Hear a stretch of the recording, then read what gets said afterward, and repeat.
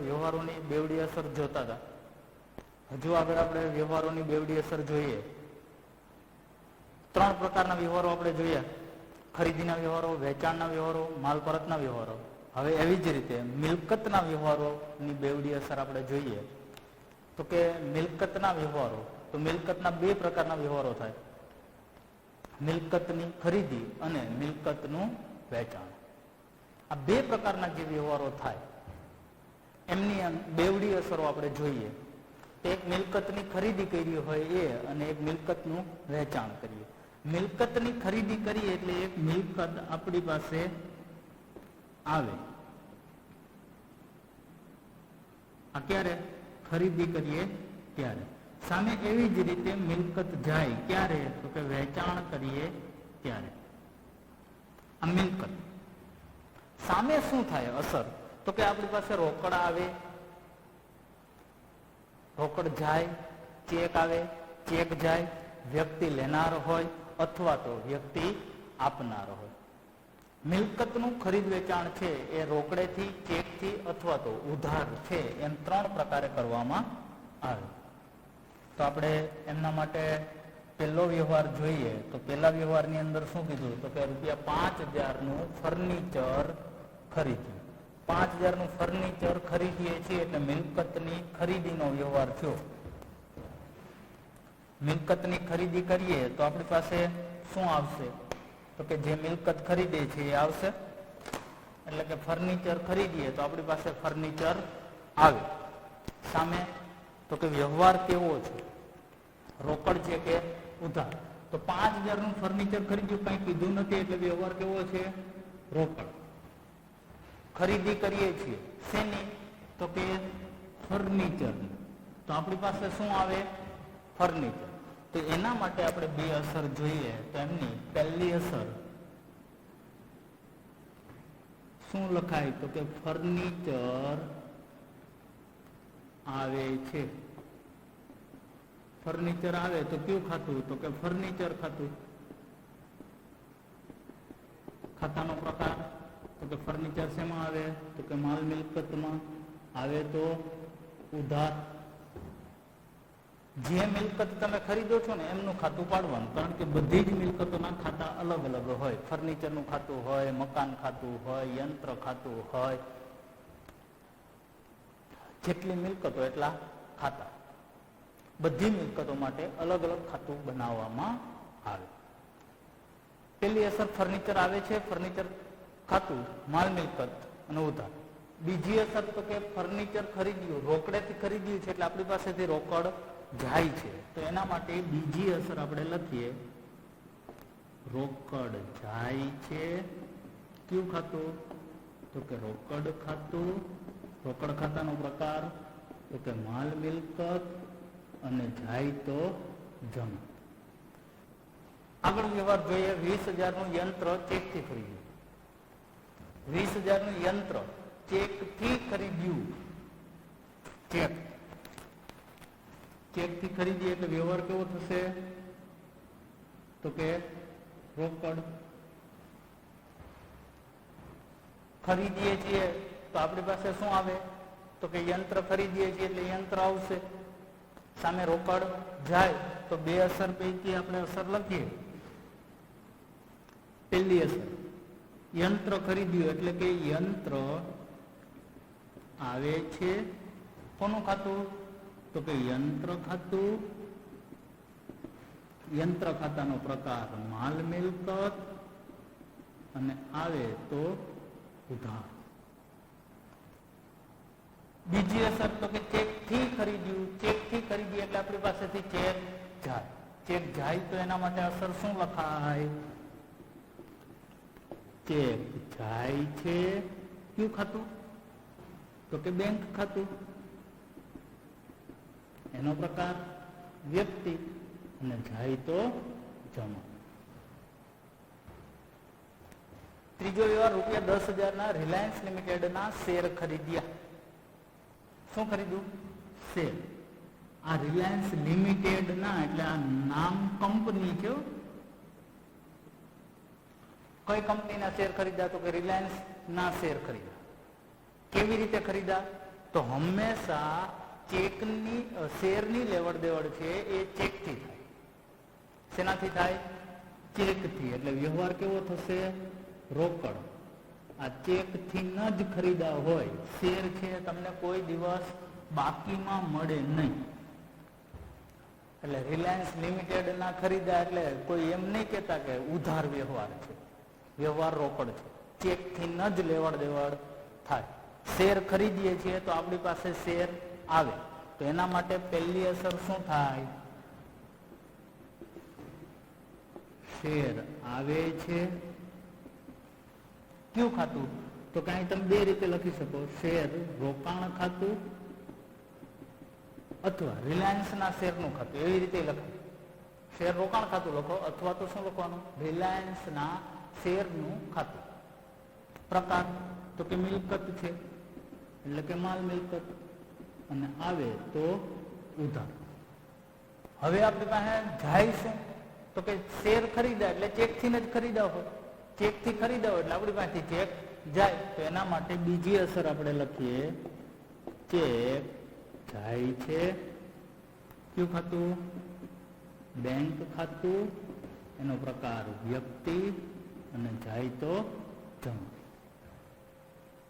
ચાલો આગળ. રૂપિયા 2 લાખનું મકાન ચેકથી ખરીદ્યું તથા દસ્તાવેજ ખર્ચના 3000 રોકડા ચૂકવ્યા. ચેકથી ખરીદ્યું, દસ્તાવેજ ખર્ચના રોકડા ચૂકવા એટલે વ્યવહાર કેવો? રોકડ. મકાન ખરીદ્યું અને દસ્તાવેજ ખર્ચ. દસ્તાવેજ ખર્ચ છે એક પ્રકારનો મૂડી ખર્ચ છે. મૂડી ખર્ચ જ્યારે થતો હોય ત્યારે મિલકત ગણાય. મૂડી ખર્ચ એટલે તો કે ખર્ચ કરવાના પરિણામ મિલકત પ્રાપ્ત થતી હોય. કારણ કે મકાન ખરીદ્યું તો એનો દસ્તાવેજ કરવો પડે આપણા નામે કરવા માટે. અને દસ્તાવેજ કેટલી વખત કરવો પડે? તો કે એક વખત. એક વખત દસ્તાવેજ થઈ ગયો, મકાન આપણા નામનું થઈ ગયું, પછી એના માટે કાંઈ હોય નહીં. તો મકાન ખરીદીએ છીએ એટલે આપણી પાસે શું આવે? મકાન. આ દસ્તાવેજ ખર્ચ છે ને મકાનની કિંમતમાં જ ગણાઈ જાય. મકાન કેટલાનું ખરીદ્યું? તો કે 2 લાખનું ખરીદ્યું એમ ના કહેવાય, પણ આપણે પડ્યું કેટલામાં? પડતર કિંમત તો કે 2 લાખ ને 3000. 3000 રૂપિયા ખર્ચ છે એટલે મકાન આવે છે. એ પહેલી અસર થશે. કેટલાનું? તો કે 2,03,000. સામે જાય શું? તો કે એક ચેક જાય છે ને એક રોકડા જાય છે. એટલે ટોટલ અસર કેટલી થશે? 3. તો પહેલી અસર આપણે લખીએ,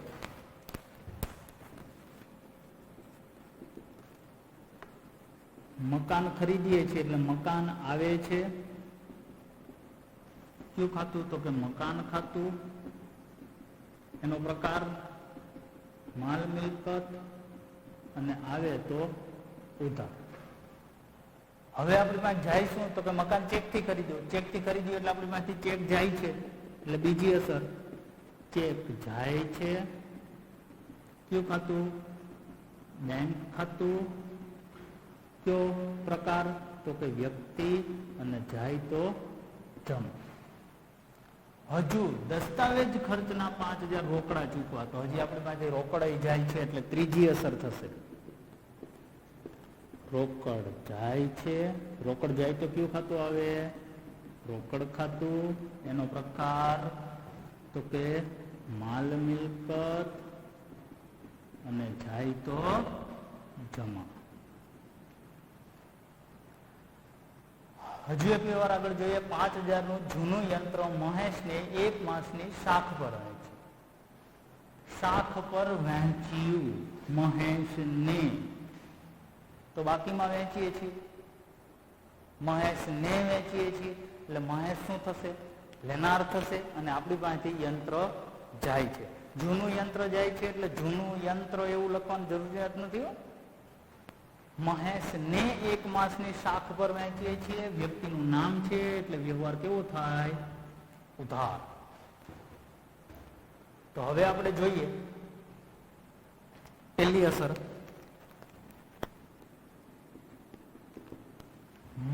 જૂનું યંત્ર મહેશને 1 માસની શાખ પર વહેંચ્યું. મહેશને વેચ્યું તો મહેશ લેનાર છે એટલે પહેલી અસર એવી લખાશે, મહેશ લેનાર છે. કયો પ્રકાર? તો કે ખાતું કયું? તો કે મહેશનું ખાતું. પ્રકાર તો કે વ્યક્તિ, અને લેનાર છે એટલે ઉધાર. બીજી, જૂનું યંત્ર વેચ્યું તો આપણી પાસે શું જાય? યંત્ર. યંત્ર જાય તો તેના માટે બીજી અસર આપણે લખીએ, યંત્ર જાય છે કયું ખાતું? તો કે યંત્ર ખાતું. અહીં જૂનું યંત્ર એવું લખતા નહીં, યંત્ર ખાતું. એનો પ્રકાર તો કે માલ મિલકત, અને જાય તો જમ. આ 5 વ્યવહારોની બેવડી અસરો આપણે કરી. હજુ બાકીના 5 વ્યવહારો છે એમની બેવડી અસર તમારે કરવાની છે. એ વ્યવહારો આપણે જોઈએ તો એમની અંદર શું છે? તો કે ટાટા લિમિટેડના 200 શેર શેર દીઠ 150 લેખે વેચ્યા. ટાટાના 200 શેર, એક શેરની કિંમત 200 રૂપિયા છે એવા કેટલા શેર વેચ્યા? એટલે 200 શેર છે અને એક શેરની કિંમત કેટલી? તો કે 150. 150 ગુણ્યા 200, 30,000 રૂપિયાના શેર થયા, વેચ્યા. હવે શેર વેચો એટલે એ વ્યવહાર હંમેશા રોકડ જ હોય અને ચેકથી જ થાય. તો બે અસર શું થાય? તો કે એક ચેક આવે, અને બીજી અસર તો કે આપણી પાસેથી શેર જાય. શેર જાય એટલે તમારે આવું લખવાનું છે, શેર જાય છે, શેર રોકાણ ખાતું, માલ મિલકત અને જમ. 20,000 નું કોમ્પ્યુટર વેચ્યું, બદલામાં ચેક મળ્યો જે બેંકમાં ભર્યો. કોમ્પ્યુટર વેચ્યું, બદલામાં આપણી પાસે ચેક આવ્યો, આપણે ચેક બેંકમાં ભરી દીધો, એટલે કે બેંકમાં પૈસા જમા થઈ ગયા. તો શું થાય? તો કે એક તો ચેક મળ્યો એટલે વ્યવહાર કેવો થયો? રોકડ. તો આપણી પાસે ચેક આવે એ પહેલી અસર. અને બીજી અસર શું જાય છે? તો કે કોમ્પ્યુટર વેચ્યું તો કોમ્પ્યુટર જાય છે. એટલે પહેલી અસર થશે ચેક આવે છે, બીજી અસર થશે કોમ્પ્યુટર જાય છે. ₹50,000 નું યંત્ર ભારત મશીન ટૂલ્સ માંથી ખરીદ્યું, બદલામાં 30,000 નો ચેક આપ્યો, યંત્ર ગોઠવવાની મજૂરીના 5,000 રોકડા ચૂકવ્યા. 50,000 નું યંત્ર ભારત મશીન ટૂલ્સ માંથી ખરીદ્યું, બદલામાં 30,000 નો ચેક આપ્યો. યંત્ર લીધું કેટલાનું? 50. ચેક કેટલાનો આપ્યો? 30 નો. તો 20,000 બાકી. કોના? તો કે ભારત મશીન ટૂલ્સના. આ દુકાનનું નામ છે. ભારત મશીન ટૂલ્સ માંથી આપણે શું ખરીદ્યું? તો કે યંત્ર. 50, 30 રોકડા ચૂકવો, 20 બાકી. 5,000 ગોઠવણીના ચૂકવા. તો એ તો ગોઠવણી છે, મૂડી ખર્ચ છે. મિલકત ખરીદતી વખતે કોઈ પણ ખર્ચ કરવામાં આવે તો જે તે મિલકત ખાતે ઉધારે. આ ખર્ચ છે ને, ખર્ચ ન કહેવાય, એને મિલકતના જ પૈસા કહેવાય. એટલે યંત્ર આપણને હે ને 50 નું લીધું ને 5,000 ગોઠવણીના, એટલે 55,000 માં પડતર થયું.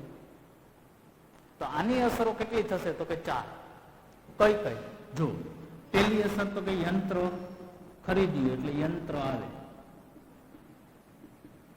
બીજી અસર તો કે આપણે એમ ચેક આપ્યો એટલે ચેક જાય છે. ત્રીજી અસર તો કે હજી 50 નું લીધું ને 30 ચૂકવા, તો 20 બાકી છે. એટલે ત્રીજી અસર થશે ભારત મશીન ટૂલ્સ આપનાર. અને ચોથી અસર તો કે 5,000 ગોઠવણી ખર્ચના ચૂકવા, એટલે ચોથી અસર થાય રોકડ જાય છે. આ ઓછામાં ઓછી બે અસરો હોય, બેવડી અસર. એટલે હા, પણ આ આવે છે ને, આ એક અસર ઉધાર થશે જ્યારે ચેક જાય છે, આપનાર છે અને જાય છે. એટલે આ ત્રણ અસર છે એ કેવી થશે? જમા. એટલે અસર તો બે જ થઈ, એક ઉધાર અને એક જમા. ₹20,000 નું જૂનું મોટરસાયકલ વેચ્યું.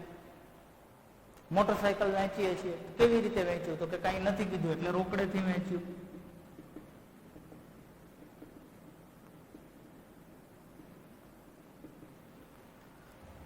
રોકડેથી વેચ્યું તો આ શું થાય? તો કે રોકડ આવે છે અને મોટરસાયકલ જાય છે, એટલે મોટરસાયકલ નું ખાતું. 3000 ટેબલ ખુરશી નોવેલ્ટી ફર્નિચર માંથી ખરીદ્યા. નોવેલ્ટી ફર્નિચર માંથી ખરીદ્યા. તો નોવેલ્ટી ફર્નિચર માંથી ખરીદ્યા એટલે વ્યવહાર કેવો થયો? ઉધાર. ટેબલ ખુરશી ખરીદ્યા. ટેબલ ખુરશી ને કહેવાય શું? ફર્નિચર. તો બે અસર કરીએ તો શું થાય? તો કે ફર્નિચર આવે છે, સામે નોવેલ્ટી ફર્નિચર આપનાર છે. નોવેલ્ટી ફર્નિચર માંથી ઉધાર ખરીદ્યા છે એટલે નોવેલ્ટી ફર્નિચર આપનાર છે. એટલે આ છે આપણા મિલકતના વ્યવહારો.